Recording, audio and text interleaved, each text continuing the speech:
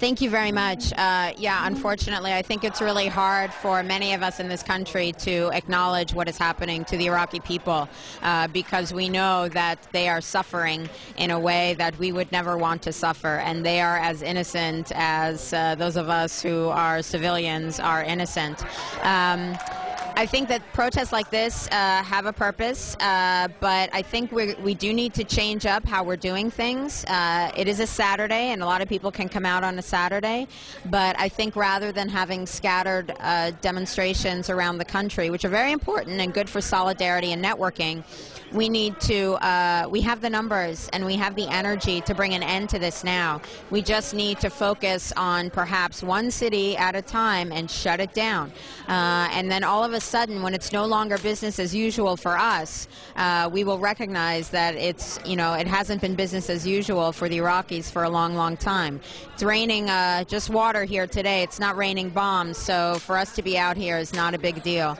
I can't speak for the Iraqi people, as I have not lived under Saddam Hussein my entire life and suffered under sanctions and occupation the way they have. But in my brief time there, January, February, March of 2006, I experienced how difficult occupation is. We liberated the Iraqi people from electricity. We liberated them from water. We liberated them from security. And I support the stand of Iraq Veterans Against the War for immediate unconditional withdrawal, take care of the troops when they get home. And the reality is that, as Aaron Watada said, an illegal war will stop when the soldiers choose to stop fighting it.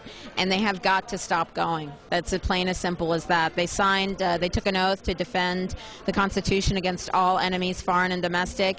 And for heaven's sakes, our greatest enemies are sitting in Washington, D.C., and we call them the legislative, executive, and judicial branches. Enough is enough.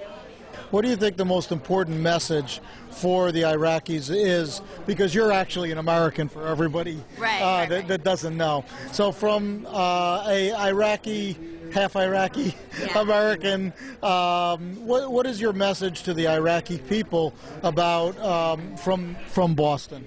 I think our message to them is that, and our only focus and obligation is immediate unconditional withdrawal of our armed men and women, of our armed forces from Iraq.